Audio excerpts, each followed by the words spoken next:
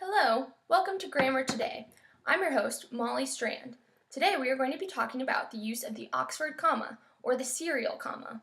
In punctuation, a serial comma, also called an Oxford comma, is a comma placed immediately before the coordinating conjunction, usually and or, in a list of 3 or more terms.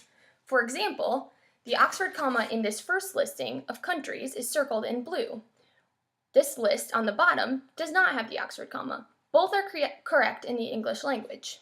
Now we're going to talk about some common arguments for and against the consistent use of the Oxford comma. Arguments for the use of the Oxford comma include the use of the comma is consistent with conventional practice, meaning that people tend to do this, especially here in America. Another argument is that it matches the spoken cadence of sentences better.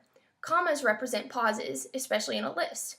When you have a pause, it's represented by a comma. When you talk and you're listing things, you pause. It also resolves ambiguity. The fourth argument for the consistent use of the Oxford comma is that without the Oxford comma, it may be suggested that the last 2 items in a list have a stronger connection than actually exists.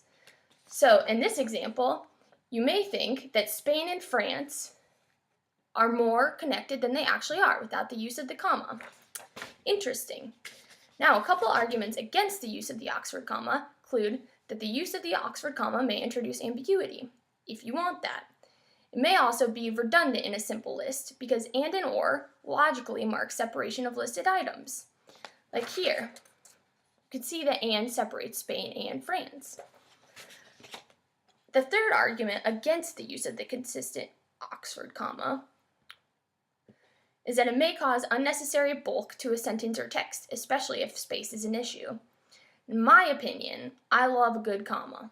I always use the Oxford comma because I don't want ambiguity in my sentences. But it's up to you. Both are correct in the English language. However, in Britain, generally, they do not use the Oxford comma. Interesting. We'll see you tomorrow on Grammar Today. Thanks for stopping by.